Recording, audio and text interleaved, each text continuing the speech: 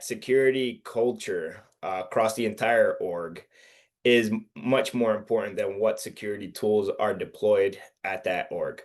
When I say security culture, I'm talking from the exec level across all functions, all the way down to customer support. So I think just last month or 2 months ago, we saw that customer support and service desk at Coinbase were socially engineered to give up some credentials, and that's what caused the breach. We've seen that it's a tactic that scattered spider group uses a lot, but there's also the case where you have disgruntled employees for whatever reason, or and they may exfiltrate some sensitive data, or if they're in regions outside of the USA, closer to like APAC region, or there are nation state actors within that org for whatever reason that they may like, and they'll have access to things and things of that nature. But that's more like of an insider threat situation. When I also say so, security culture across every function of the org and every level, but also culture within the security team. Because when you think about security analysts who are burnt out, or you think about very lengthy deployment of tools and trying to get 100% coverage across your entire fleet, an employee who's burnt out or is just mentally tuned out is not going to go the extra mile to make security happen at the most difficult levels, which is very key. And then the other component is how other teams view security within that org. So we're talking about dev and infra teams who like, is security seen as the party of no, or are we seen as enablers? And I think AI is one key and relevant point to bring up. It's like, do we like AI creates so much innovation, and is the CISO or some security policymaker saying like, "Hey, you can only use OpenAI. You can't use Claude. We haven't vetted it yet. Or you can't use Cursor. You can only use GitHub Copilot." And everyone's like, "All my friends are using Cursor. Like they're building all this cool stuff with it. Why can't we use it? Oh, security hasn't approved it. Like screw that. We'll just circumvent that policy and just feed all our entire code base to random foundational model or code generator, right?" So there's a lot there. I think there's like three pillars when it comes to security culture, and it's ultimately what creates a foundation for great security at any company. Yeah, I agree. I think we've entered into this world where there's so many security tools out there. There's so many tools that people can buy. And then there's a lot of turnover in the human element of security professionals. So a new person comes in, they have this tool they use at their last company. They're like, we got to use this tool. They leave 2 years later, new person comes in, we got it. So now 10 years later, you have all these tools that you're probably using at like 25%. And to your point, nobody actually cares about security. And I think actually like an unintended consequence of this is that there's a lot of waste because yeah, I mean, you work at a product company, like I've built products, like there's a lot that goes into every feature. And it's like sometimes you get so frustrated because the customers are not using the tool to its full capability. And it goes to your point, it's that burnt out analyst who's responsible for implementation who can't do it because he knows one, nobody's going to use the tool and he's wasting his time. But two, this is the fifth tool he's implemented in the last 12, he or she has implemented in the last 12 months. He's like, man, this is like we're not actually solving the problem. We're just putting band-aids on it because of the new shiny object. And I think it's a good point. And I think like it comes back to a lot of things I'm talking about in GRC, but like we got to focus more, especially in this new era of AI, on our relationships, on conversations and understanding people, having more empathy to understand like, hey, how do the engineers work? Like before I say nobody can use Cursor, let me just maybe I need to use Cursor to see how it works and like figure out some things. And it's like, oh, why did they like Claude over ChatGPT? And you research like, oh, Claude's a much better coding model than O3. And it's like, okay, now I understand and I can go and have a conversation versus just coming into your point and being the department of no. Exactly. Yeah. And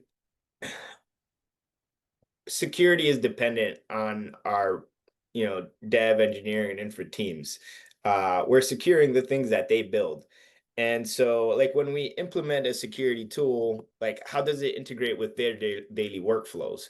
And also, like, are we adding more friction to their workflows, or um, are we making it easier for them to action security things themselves? Are we introducing like the most cutting edge innovative solutions that, may spin up a PR with suggestion on how to improve that bug in the code? And then when you apply this also at the org level, like if we're rolling out MFA across the entire org, like are we doing it in a manner that does not introduce that much friction? It's an added piece of friction, and so whenever there's friction introduced, people may try to circumvent it. Mhm. And then when you have people circumvent the security measure, that's very bad. And so it's like um, for security teams at enterprises, all employees are users. And so we have to think about the user experience of these different security controls so that we don't get on the bad side or get looked at a certain way by employees at the org, which is You just another. read my mind. I was literally about to say that like we need to adopt this like product user mentality in security and GRC where right now we talk about people in the organization and we call them stakeholders. And it's like, no, they're users. They have a job. And it's like when you build product, you come up with these user personas. You're like Sally, the scientist. And it's like she's 30, she cares about these things. Like you like for people that don't know this, like in product, you literally lay that out and you lay out all of the interests that they have outside of the product because you're trying to truly understand what's their motivations. And I think to your point, security professionals take themselves too seriously and forget that the company is not in the business of security. They're in the business of something else. They're in business of building a product and they're trying to get revenue.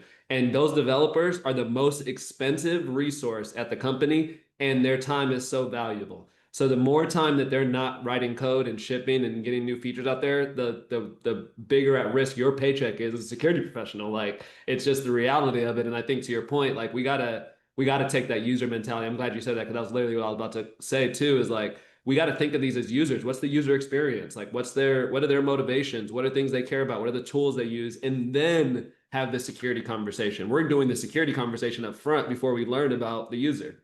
Yep. Yeah, that's spot on. We have to think about security from a holistic level and how it fits into like the daily lives of all the other employees that we are impacting, right? And so this naturally leads me to like how do we improve security culture within enterprises? And so, do you have any thoughts there? I'll flip back to you.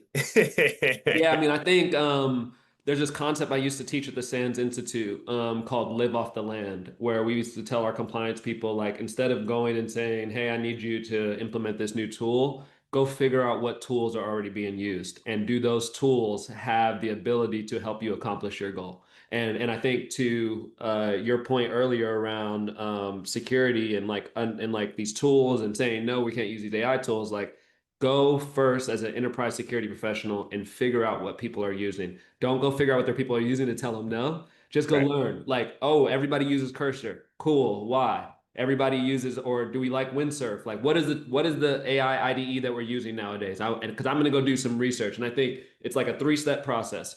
Go learn what they're doing, then walk away, go do some research, use the tool, figure out all the ins and out of the tool, watch some YouTube videos, then come back and have the security conversation. And I think the results will speak for themselves. 100%. It's if there's an underlying thread there, it's approaching security with an open mind and looking to understand your users as opposed to like having hearsay from your security peers, or consuming, I don't know, dark reading and seeing like, oh, MCP servers are vulnerable. There was like critical severity vulnerability. Let's stop using MCP servers entirely.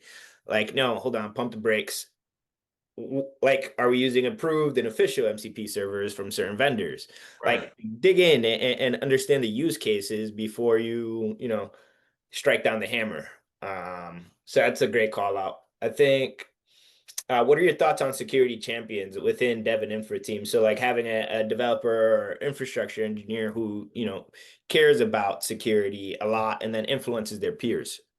Yeah, I like that. I think we have to figure out a way to incentivize those folks though, because their performance evaluations are going to be based on how much they're shipping, how much impact they're having. So you have to figure out a way to make it worth their while to be that champion beyond just like a kudos and pat on the back. And that goes again back to empathy. Like, what do these people care about? Is it money? Is it promotions? Is it recognition from the CEO? Like, whatever it is, figure that out. And then, but I think that's the key is like, in any team type of environment, you got to have people that truly understand each other and are in the weeds. And it's much easier to get a message across when you're one of the people versus like an outside person. And that's I think why security fails is because they're always coming from the outside without the context. And we have all the tools, we have everything, but good security requires context. Like you got to know what's going on in the organization. What are the patterns that we write code? Like how do we do? Like what is like? There's so much to go into it before you even talk about security that I think having a champion helps you have that conversation. But I think a lot of times companies and security professionals want devs to do that without incentivizing them. And it's like, yeah, they're going to get excited if they're new because they're trying to shine. But as soon as shit hits the fan and there's something we got to get done, security's going to the back burner if it's not an important part of my job that I'm going to get rewarded for. 100% agree. Yeah. So I guess for enterprise security leaders, something to think about is incentives for dev and infra teams, and then also like learning how to spot security champions is another thing, and then how do you nurture that, work with their leads to kind of create the proper incentives there. Um, and so yeah, I think the statement that security culture is much more important than what security tools you're deploying.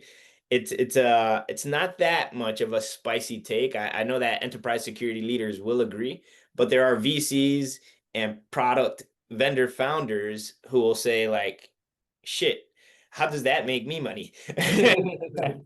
And Which is like ultimately, your tool should help that culture. Like honestly, like that tool exactly. should help the culture. So like, yeah, I think it's not a super spicy take, but it's one of those takes that's like a reminder and a slap in the face. Like, oh yeah, like we can't lose the plot here. Like that Right. we can just throw tools at it. Like there's much more deeper to it. But no, absolutely good take, and hopefully the pitchforks don't come out.